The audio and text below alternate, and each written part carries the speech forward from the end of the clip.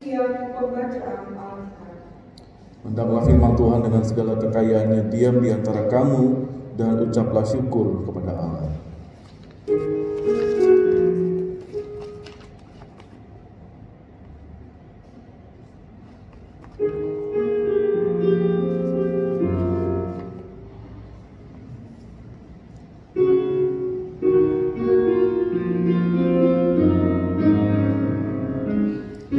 Kepadamu puji-pujian,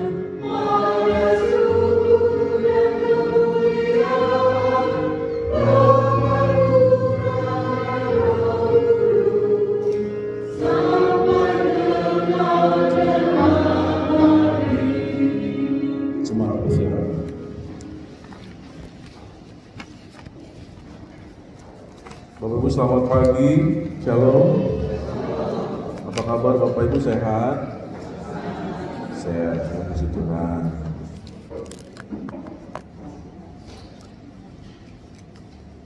Ya, saudara yang dikasih oleh Tuhan Yesus Kristus, ada yang menjadi guru di sini selain Bu Hanim dan Ibu Rosita, ada lagi yang lain?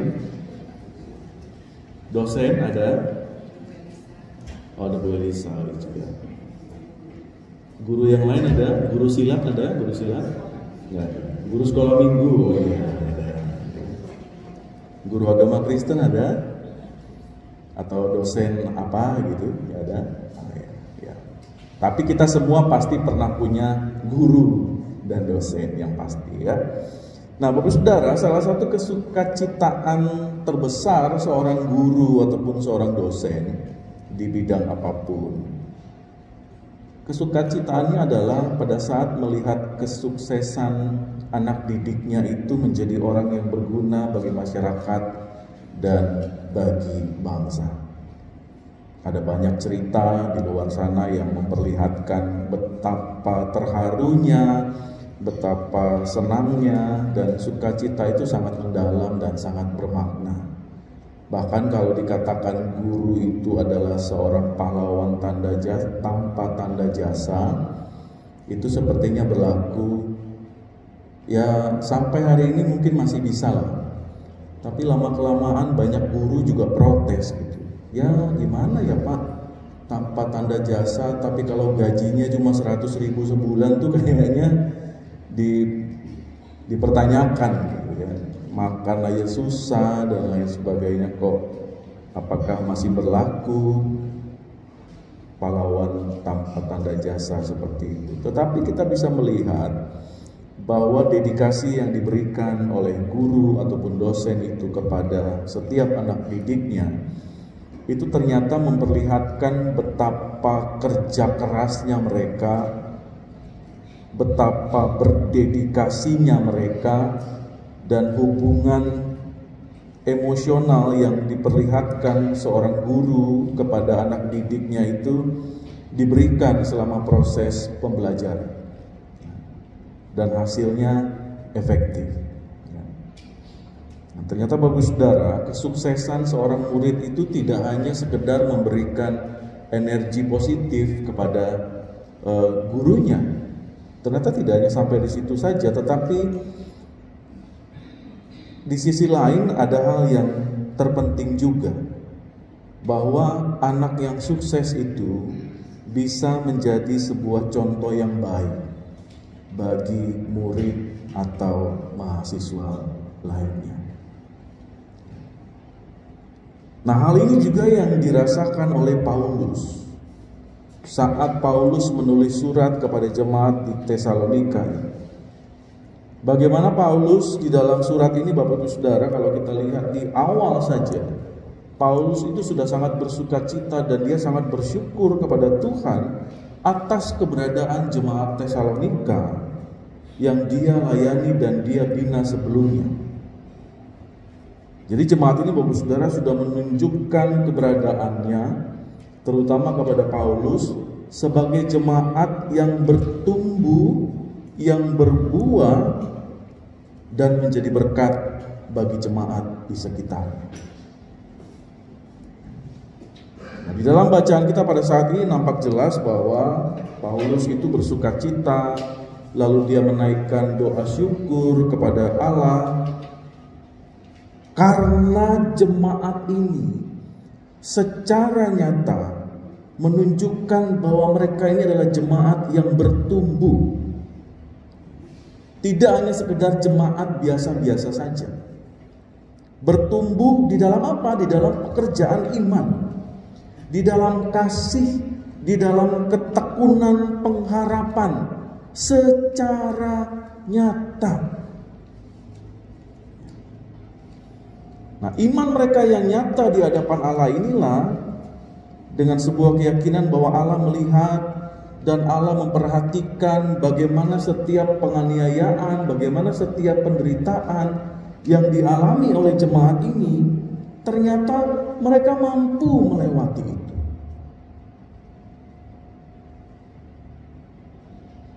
Jemaat ini memperlihatkan kepada banyak orang bahwa kami bisa loh melewati penderitaan ini.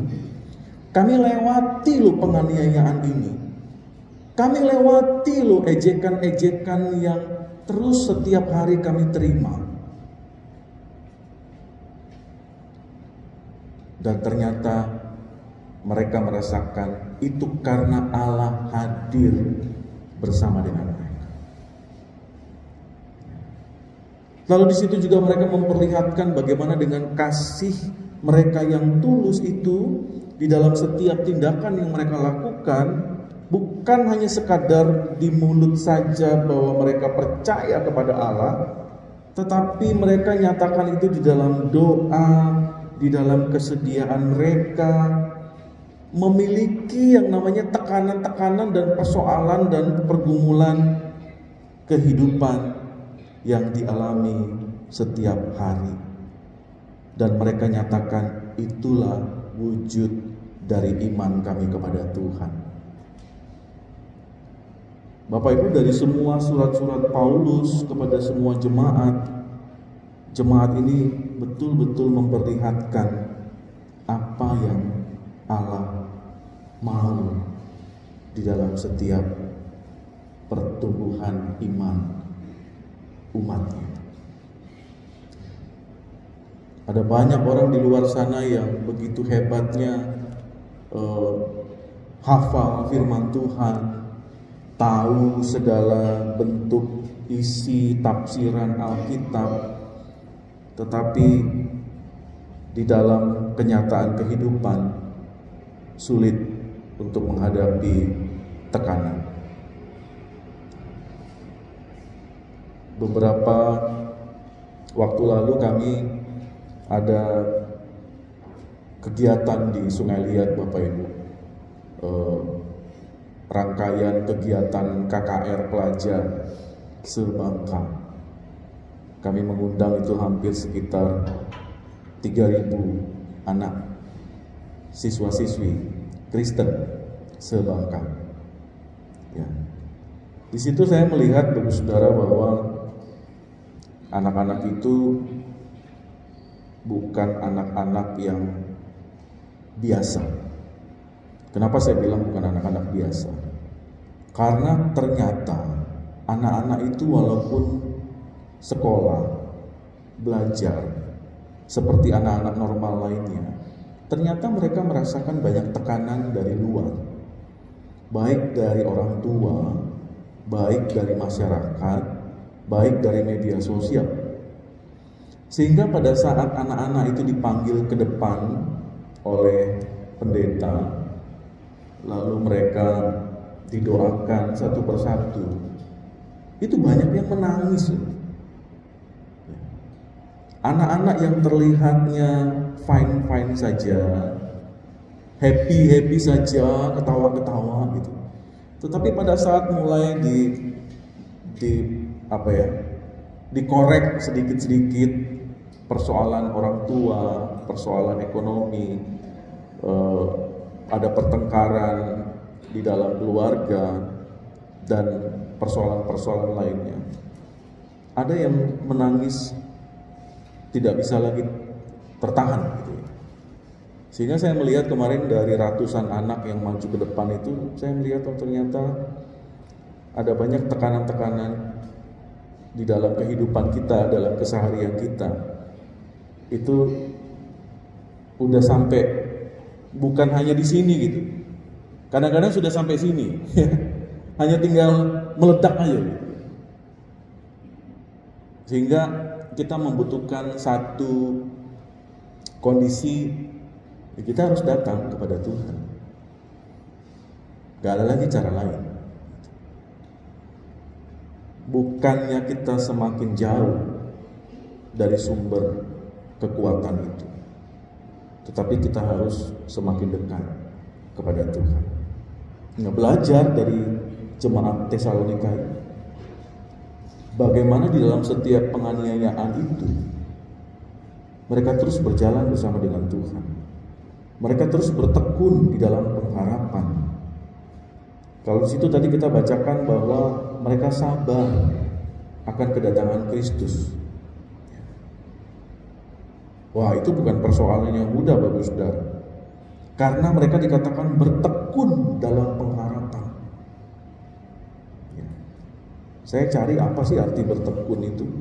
Bertekun itu artinya kita fokus, kita konsisten, kita tidak mudah putus asa terhadap pekerjaan-pekerjaan pelayanan yang saat ini kita sedang alami, ataupun pekerjaan-pekerjaan lain yang saat ini sedang kita tekuni.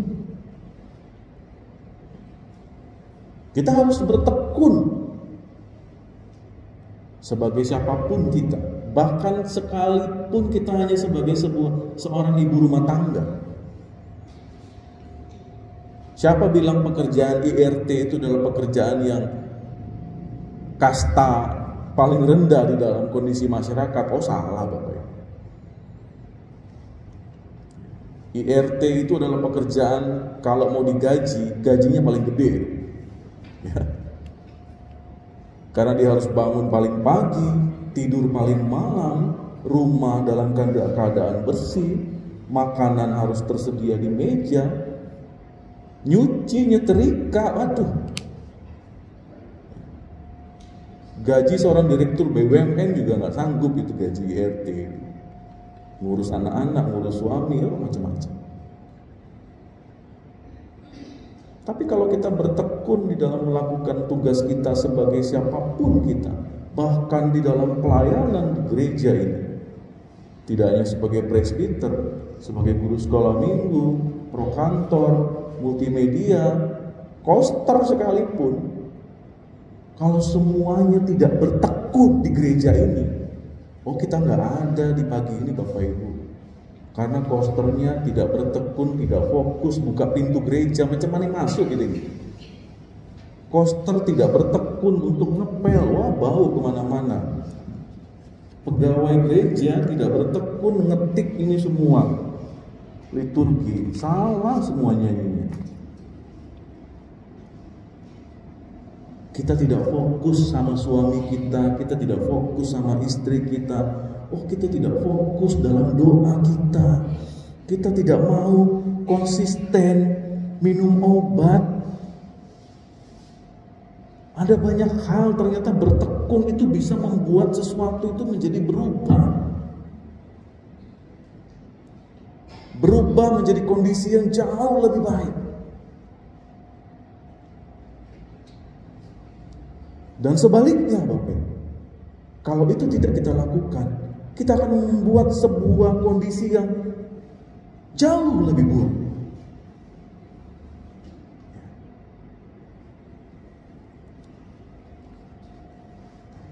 Paulus kembali mengingatkan kepada jemaat bahwa apa yang semua dilakukan oleh jemaat pada saat itu bukan karena kuat dan hebat jemaat Tesalonika. Itu karena Roh Kudus yang menaungi setiap mereka. Sehingga tidak ada kesombongan rohani yang mereka tunjukkan.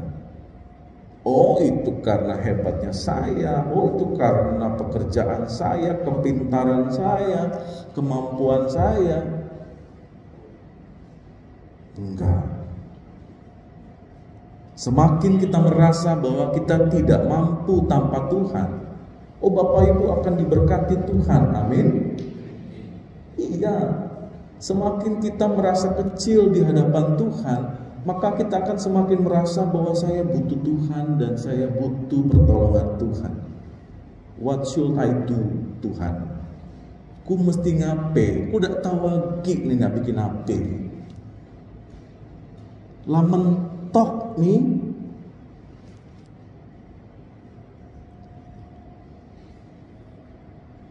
Nah, terlalu banyak nih pay letter nih, tidak mampu lagi. Banyak hutang sana sini, banyak pertengkaran sana sini. Kenapa ya? Oh, ternyata ada sesuatu yang saya harus evaluasi, bahwa pendapatan saya ternyata lebih kecil daripada pengeluaran saya. Saya harus berhikmat, Tuhan tolong bantu saya. Bagaimana saya bisa membedakan antara kebutuhan dan keinginan. Itu adalah prinsip ekonomi yang paling dasar pada saat kita ada di dalam keluarga. Bagaimana kita mengajarkan kepada anak-anak kita dan kepada diri kita sendiri bahwa keinginan dan kebutuhan itu adalah sesuatu yang tidak bisa dicampur adukan. Kalau enggak, cash flow-nya kacau. Handphone masih bagus, ganti. Padahal hanya pajak WA, nengok TikTok, mesti handphone yang 40 juta. Pak Pendeta, biar filter muka kita ini skincare tuh nampak jelas gitu. Lah, tapi di meja makan telok terus kan, bisul kan. Nah, macam mana nak ditaruh skincare kalau bisul semua mati. Ya. Jadi ada banyak hal-hal kecil Bapak Ibu yang ternyata tanpa kita sadari, oh iya ya, ketekunan itu ternyata membuahkan banyak hal yang baik. Dan itu yang diperlihatkan oleh jemaat Tesalonika kepada kita. Nah, Bapak Saudara, hari ini kita mau belajar bagaimana juga jemaat ini sebagai gereja membawa sukacita dan patut diteladani. Karena ternyata jemaat ini hadir menjadi berkat dan membawa damai sejahtera bagi orang-orang yang ada di sekitar mereka. Bahkan jemaat yang ada di sekitar kota itu. Saya mencoba membagi perenungan kita ini menjadi 5 poin Bapak Ibu, sehingga perenungan kita ini kita bisa membawa pulang poin-poin yang penting di dalam khotbah kita pagi ini. Yang pertama, Bapak Saudara, kita mau belajar dari jemaat Tesalonika bahwa iman yang hidup. Ya. Paulus memuji jemaat Tesalonika itu karena iman mereka nyata. Artinya iman itu bukan hanya sekedar kata-kata, ya, melainkan ada sebuah tindakan yang bisa dilihat. Iman yang hidup itu akan mendorong kita untuk terus hidup setia dan taat, hidup kudus kepada Tuhan, meskipun dan sekalipun ada tantangan. Saya mau tetap setia dan hidup kudus di hadapan Tuhan. Ada banyak orang di luar sana untuk bisa naik jabatan harus menolak Yesus. Banyak ceritanya di luar sana, Bapak. Jabatan-jabatan tertentu yang tidak bisa dimasuki oleh anak-anak yang bersalib, tinggalkan Tuhan, naik jabatan. Tapi dengan tegas kita nyatakan, oh tidak, Apa yang saya alami, apa yang saya dapatkan hari ini, itu semua karena Tuhan. Kita mau cari apa Bapak Ibu di dunia ini? Bapak Ibu baru tahu kemarin kan Pak Purbaya itu siapa? Menkyu yang baru, ya. Nah, saya mau sampaikan begini Bapak Ibu. Menkyu yang baru itu membuat sebuah kebijakan, dia taruh uang di bank-bank plat merah, itu berapa angkanya? 200 triliun Bapak Ibu. Mandiri dia taruh 55T, segala macam. Selama Pak Purbaya sebelum menduduki Menkyu, itu bank-bank semua kesulitan untuk memberikan pinjaman kepada masyarakat. Nggak ada duitnya, pusing gitu. Nah sekarang ditaruh duit sebanyak itu, semua direktur pusing. Aduh kebanyakan duitnya. Saya pikir-pikir itu juga terjadi kadang-kadang di dalam keluarga kita. Begitu tidak di duit, aduh pusing. Tidak bisa bikin apa-apa, pusing. Begitu banyak duit, apa yang terjadi? Aduh pusing. Gimana cara ngabisinnya? Jadi kalau Tuhan mau ngomong sama kita, ika ini neka apa?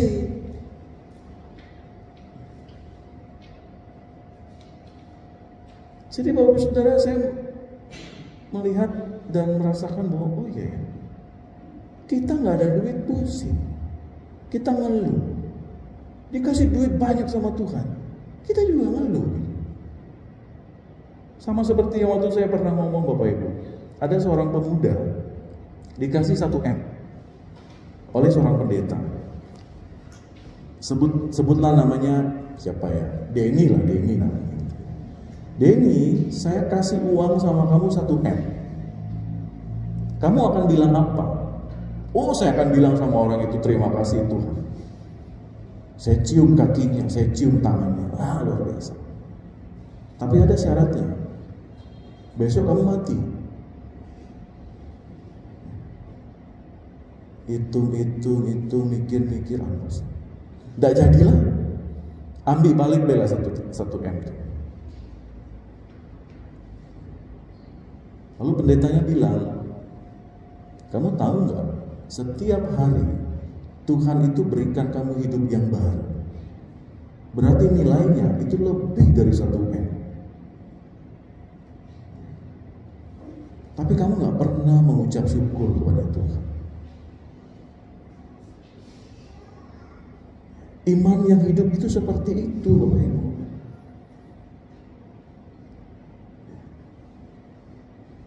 Betapa mahalnya, betapa berharganya hidup Bapak Ibu saat ini, di tempat ini, bisa sampai di tempat ini, bisa mendengar dengan baik, bisa melihat dengan jelas, bisa berbicara dengan jelas.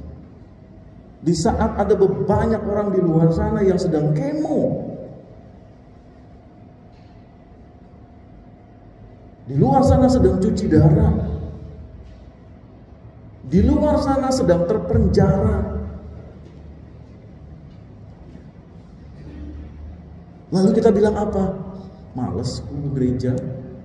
Wah, rame ke pendeta Pak Fred di khotbah. Kami nak cepat pulang nih. Nggak makan cukup. Nggak lapar. Padahal orang di luar sana betapa merindukan firman Tuhan. Orang di luar sana rindu punya gereja yang pakai AC. Saya pernah pelayanan ke daerah Lampur, Bapak Ibu. Lampur itu Bangka Tengah, masuk lagi ke dalam-dalam. Gerejanya kecil, pendetanya suami istri. Saya pikir ini gereja atau apa ya? Pakai atap kelapa itu. Ya, jemaatnya cuma berapa orang gitu. Tapi sukacitanya menyambut kami, luar biasa. Senyumnya lebar, langkahnya tegap gitu ya. Saya senang tadi lihat jemaat yang masuk ke gereja ini, tersenyum, sukacita, walaupun bulan tua. Ya. Begitu dong, anak-anak Tuhan itu begitu. Banyak persoalan jangan tunjukkan. Ya. Karena orang di luar sana lebih banyak lagi persoalan. Tapi kita mau datang kepada Tuhan. Oh, sekarang waktunya aku mau datang kepada sumber kekuatan itu. Charge gitu ya. Buat aku 1 minggu ke depan jadi pribadi-pribadi yang lebih baik. Itu iman yang hidup, Bapak Ibu. Itu yang pertama. Yang kedua, Saudara, kasih yang bekerja. Nah, Bapak Ibu tolong buka Yohanes 13 ayat 35. Yuk. Yohanes 13 ayat 35. Saya lihat ada Alkitab baru beli kayaknya. Di LAI kemarin ya. Bagus-bagus Alkitabnya. Yohanes 13 ayat 35. Kasih itu bukan hanya sekedar teori, Bapak Ibu. Tapi kasih itu bekerja, kasih yang aktif. Terlihat di dalam pelayanan, di dalam memberi, di dalam rela berkorban. Kita baca 1-2 ya. Dengan demikian semua orang akan tahu bahwa kamu adalah muridku, yaitu jikalau kamu saling mengasihi. Bapak Ibu, kasih itu bekerja seperti lampu menyala di dalam sebuah kondisi kegelapan. Seperti mercusuar yang berklap-klip sehingga nelayan-nelayan tahu harus pulang kemana. Orang-orang akan mulai tertarik kepada siapa Tuhan kita. Orang-orang akan tahu siapa Kristus itu karena melihat perbuatan kita.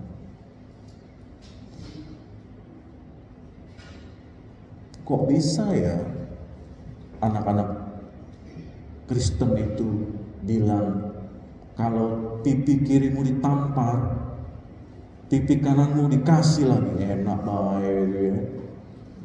Tapi emang begitu. Masa Ika disuruh berdoa untuk musuh Ika? Itulah ajaran kami.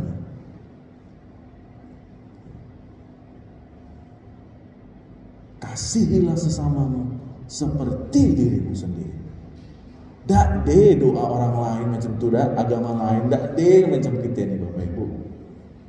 Hanya kita lah yang punya. Tapi doa seperti itulah yang bisa membuat kita jauh lebih damai sejahtera. Di saat kita berdoa dengan cara orang itu sudah membuat saya luka, saya berdoa untuk dia supaya bisul matanya, di mata, di kaki. Wah, pacak tenang dah Bapak Ibu doa macam tu. Kita rupa yang bisul, bukan dia. Karena saking stresnya kita gitu ya, untuk membuat orang itu jadi lebih buruk hidupnya. Tapi kita akan bilang, aku mengampuni dia, aku mengasihi dia, sehat-sehatlah dia di sana. Dalamnya ada WA dia, maaf kok, ku salah kemarin no. Seneng gak gitu ya? Seneng weh. Bebaik lagi gitu ya. Yolah pun ya kita makan saksang ya. Tensi kan tinggi dah, adik lah. Bawa obat simvastatin. Orang akan melihat Kristus secara langsung dari perbuatan kita, Bapak. Yang ketiga, pengharapan yang teguh. Jemaat Tesalonika itu hidup dalam penderitaan. Karena banyak orang-orang di saat itu benci sama orang-orang Kristen. Orang-orang Yahudi pada saat itu gak suka dengan orang-orang Kristen. Sehingga mereka diejek, ditindas, diperlakukan semena-mena dan lain sebagainya. Tetapi Bapak Ibu Saudara, ada satu catatan penting. Mereka tidak pernah kehilangan yang namanya pengharapan. Mereka menantikan kedatangan Kristus dengan setia. Dan sebuah pengharapan itu membuat mereka bertahan, tidak menyerah, tidak putus asa. Mereka tuh menjadi orang-orang yang tangguh, Bapak Ibu. Itu poin pentingnya orang-orang yang berpengharapan, yang teguh. Tidak deh ceritanya putus asa itu di dalam kamusnya anak-anak Tuhan. Anak-anak itu harus jadi anak-anak yang tangguh, yang kokoh, yang siap menghadapi apapun di hari-hari yang akan datang. Anak-anak kita yang saat ini masih SD, SMP, bahkan SMA, itu tantangannya ke depan jauh lebih berat daripada kita, Bapak Ibu. Mereka akan sulit mencari tempat kuliah. Kenapa? Karena ekonomi orang tuanya juga sulit. Pak, aku nak kuliah kedokteran. Hah? Kita yang makan susah nak. Masuk kedokteran berapa? Di depan bela setengah M. Di rekening bapak 3 juta tidak sampai. Tugi habis setiap bulan, belum sampai akhir bulan habis. Tantangan ke depan akan sulit cari pekerjaan. Karena teknologi sudah menghabiskan banyak sekali lowongan-lowongan pekerjaan yang bisa digantikan dengan AI.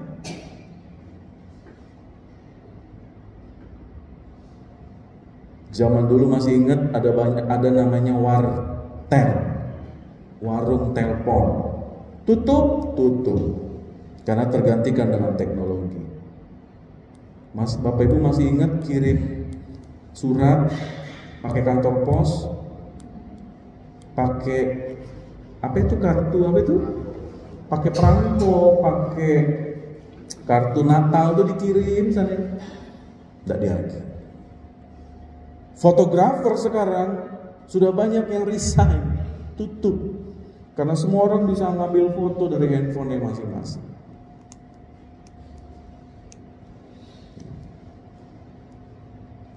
Di Instagram waktu itu pernah Bapak Ibu saya lihat ada dokter baru magang, ya. Dia periksa pasien. Sakit apa?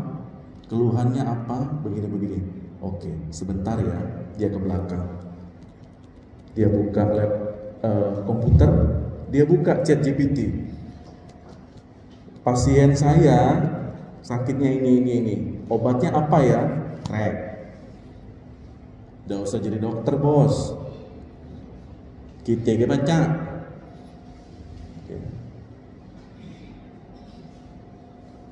Hitungan detik, Bapak. Semua bisa terselesaikan. Ya. Tetapi kita bisa melihat bahwa dalam kesulitan itu, dalam apapun kondisinya, jangan pernah menyerah. Ketakutan dan kekhawatiran kita di masa yang akan datang jangan pernah membuat dirimu hari ini menjadi lemah. Itu poin pentingnya. Saya takut, Pak Pendeta, 20 tahun lagi kalau saya mati, siapa?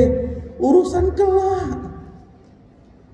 Mati dan hidupmu bukan urusan yang ada di tanganmu. Itu urusan Tuhan.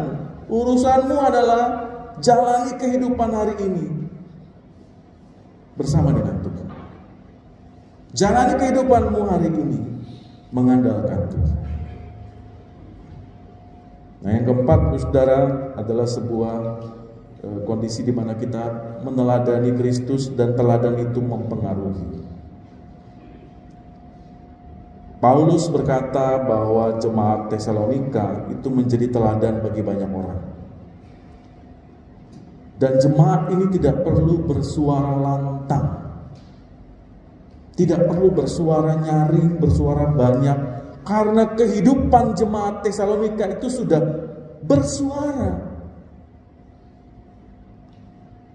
Hidup yang patut diteladani itu akan berbicara jauh lebih keras daripada 1000 khotbah yang kita dengar.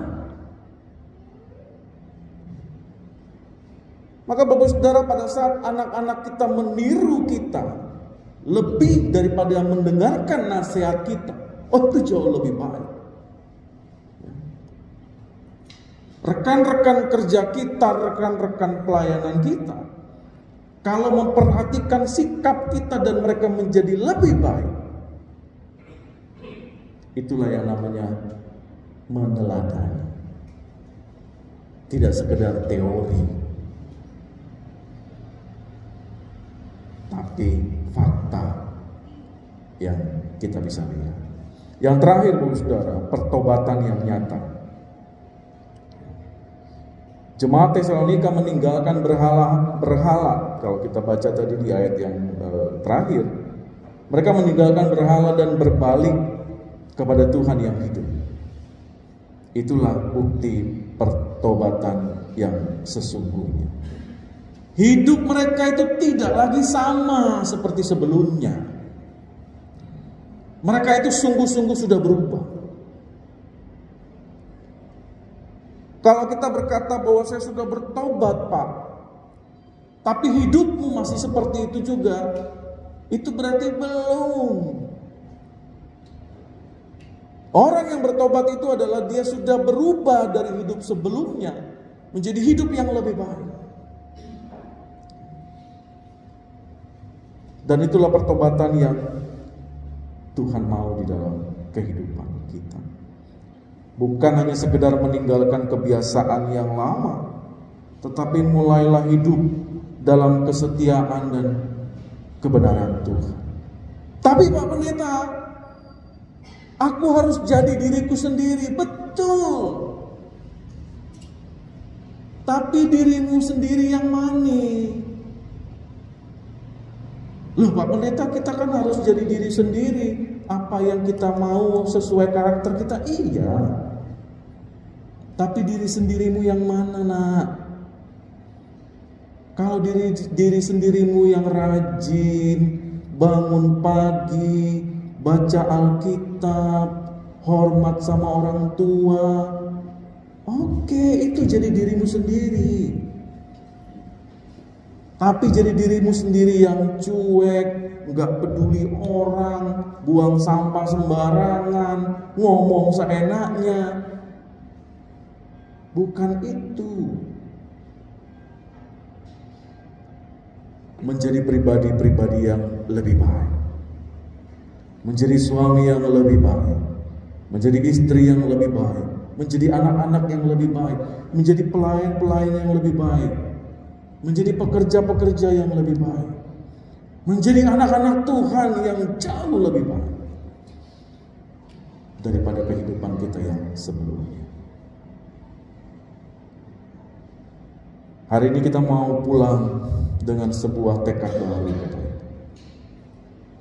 Hidupkan iman kita dengan perbuatan nyata yang memuliakan nama Tuhan.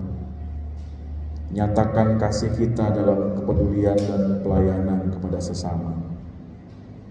Pegang teguh pengharapan, sehingga Tuhan melihat setiap pribadi-pribadi kita menjadi pribadi-pribadi yang hidup setia dan benar di dalam Tuhan. Bapak Saudara, kiranya ketika orang melihat hidup kita, ada banyak orang di luar sana akan berkata, hidup mereka inilah yang mau kami teladani. Amin. Amin. Tuhan Yesus memberkati.